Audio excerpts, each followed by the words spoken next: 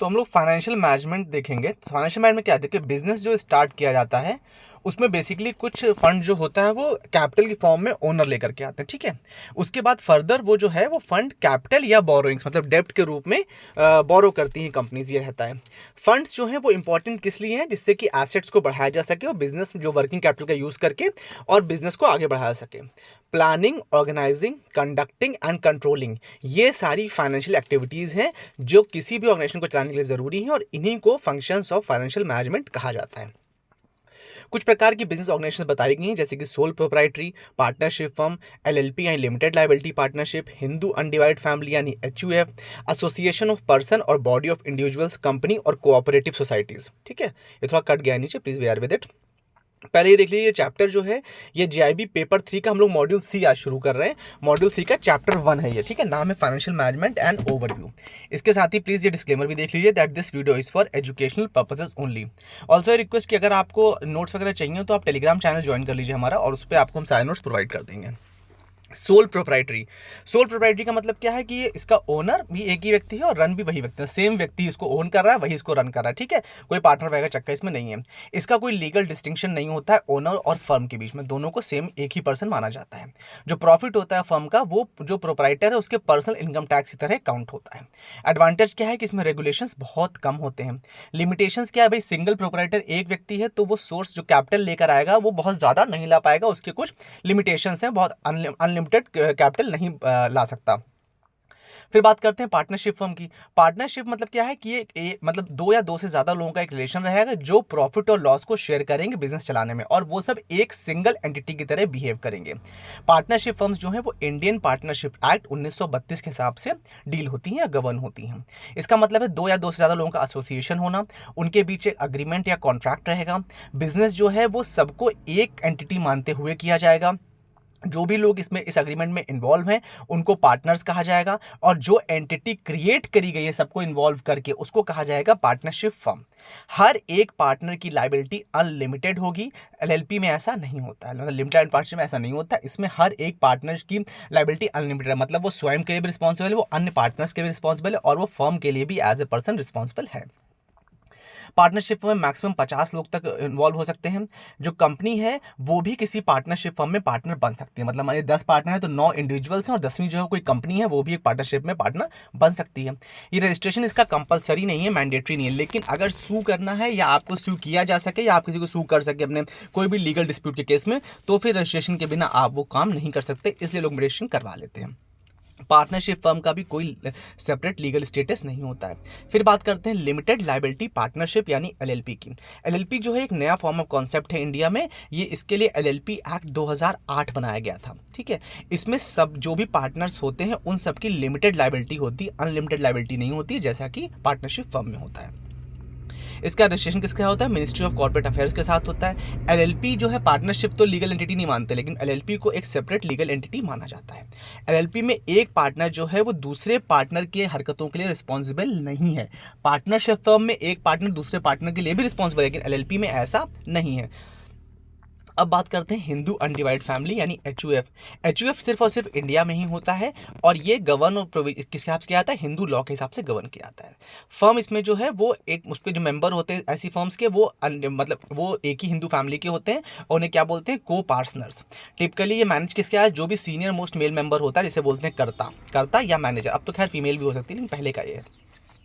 Income tax purpose से HUF जो है उसको एक सेपरेट एंटिटी मानते हैं, उसकी सेपरेट टैक्स भी किया जाता है, मतलब एचयूएफ का पैन कार्ड अलग होता है। मेन यही कॉन्सेप्ट है, एचयूएफ में पैन कार्ड अलग होता है, ये बहुत इंपॉर्टेंट चीज़ है और इसीलिए एचयूएफ लोग प्रेफर करते हैं टैक्स सेविंग के लिए, ठीक है। फिर अब बात करते हैं एसोसिएशन ऑफ पर्संस और body of individuals.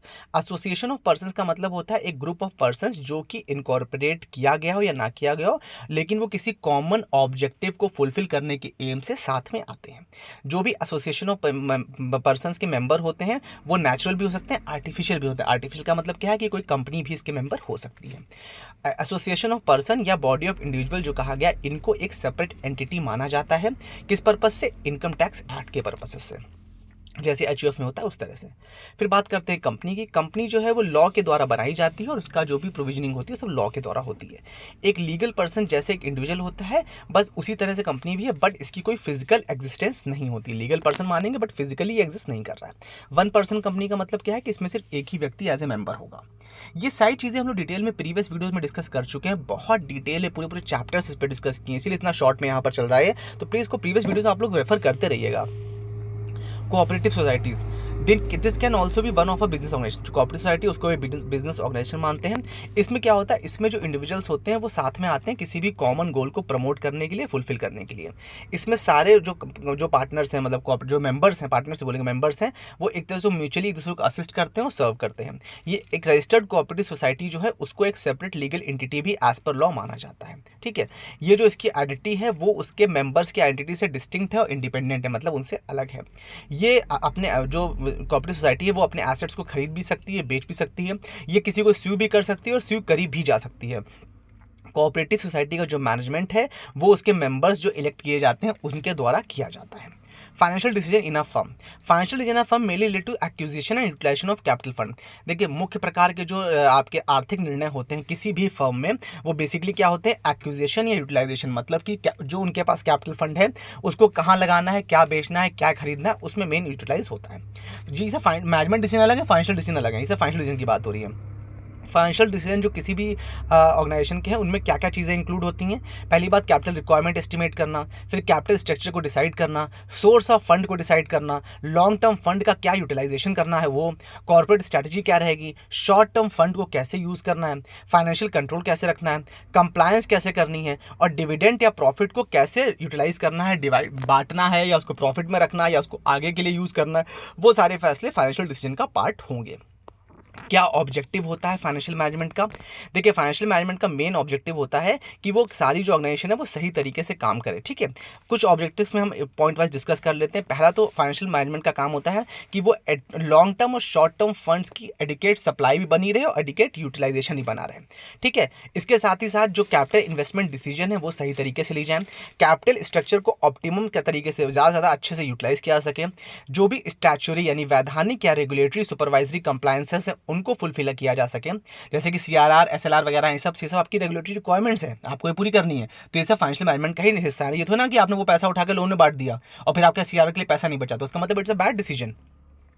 Share holder के बेनिफिट और ऑर्गेनाइजेशन का जो ऑब्जेक्टिव है उसके बीच में तालमेल बनाना, साथ ही साथ फाइनेंशियल रिस्क मैनेजमेंट को भी मैनेज करना, ये सब फाइनेंशियल मैनेजमेंट का पार्ट है। फंडामेंटल प्रिंसिपल्स क्या होते हैं कुछ फाइनेंस के, ये देख लीजिए। Finance is not the same as money lending, lending is just one constituent of finance. मतलब फाइनेंस एक तरह से सिर्फ और सिर्फ उधार देने जैसा नहीं है, उधार देना सिर्फ फाइनेंस का एक छोटा सा हिस्सा है। कुछ प्रिंसिपल होते हैं फाइनेंसिंग के जिनको प्रिंसिपल ऑफ लेंडिंग से कंफ्यूज नहीं करना चाहिए। क्या होते हैं प्रिंसिपल ऑफ फाइनेंसेस? जैसे कि टाइम वैल्यू ऑफ मनी। भाई आज जो 100 रुपए हैं वो आज से 10 साल बाद उन 100 रुपए की कीमत कम हो जाएगी, इसे बोलेंगे टाइम वैल्यू ऑफ मनी। या अगर आपसे कोई कह रहा है कि हम आज आप 10 रुपए दीजिए, हम आपको 10 साल बाद 100 रुपए वापस करेंगे, तो आपको टाइम वैल्यू ऑफ मनी देखनी पड़ेगी। उस समय इस 10 रुपए की वैल्यू एक्चुअली में 100 रुपए से ज्यादा तो नहीं है, तो होता आपको नुकसान हो रहा हो, तो that is time value of money. Opportunity cost of money, मतलब आपके पास मान लीजिए 100 रुपए है, ठीक है, अब आपके पास दो ऑप्शन है, एक आप इसको स्टॉक में लगा सकते हैं, फिर म्यूचुअल फंड में लगा सकते हैं, या कुछ क्या किसी को प्राइवेटली दे सकते हैं, वो आपको ब्याज देगा। तो आपको देखना है आपको कौन सी, या आप सेविंग बैंक में डाल सकते हो तो आपको 3.3% इंटरेस्ट मिल जाएगा।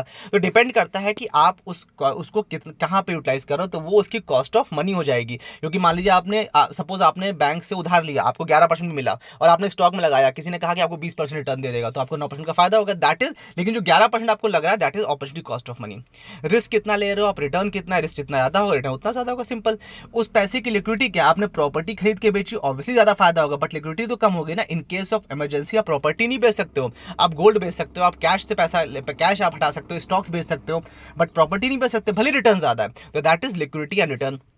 डाइवर्सिफिकेशन, भाई आपने सारा पैसा उठा के क्रिप्टो में लगा दिया, सारा स्टॉक में लगा दिया, सारा प्रॉपर्टीज में लगाया, सारा गोल्ड में लगा दिया, और वो सेक्टर अगर डाउन हो गया तो इसलिए आपको डाइवर्स करना पड़ता है, ये भी फाइनेंस का एक पार्ट है। ठीक है, इस साथ ही साथ असेट लायबिलिटी मिसमैच, कि आपके पास कितनी जिम्मेदारी, आपने कितना लोन ले रखा है और कितना आपको देना है, तो असेट लायबिलिटी मिसमैच। और कैश फ्लो, कितना कैश फ्लो आपके पास बना रहना चाहिए कि आपको कोई दिक्कत ना हो। ठीक है, विद दिस हम यहाँ पर इसको रोकेंगे और इसके हम नेक्स्ट पार्ट में डिस्कस करेंगे। Thank you so much for your valuable time. And हाँ, डू लाइक शेयर एंड कहाँ गया, do like share subscribe and comment and join us on Telegram as well. Thank you.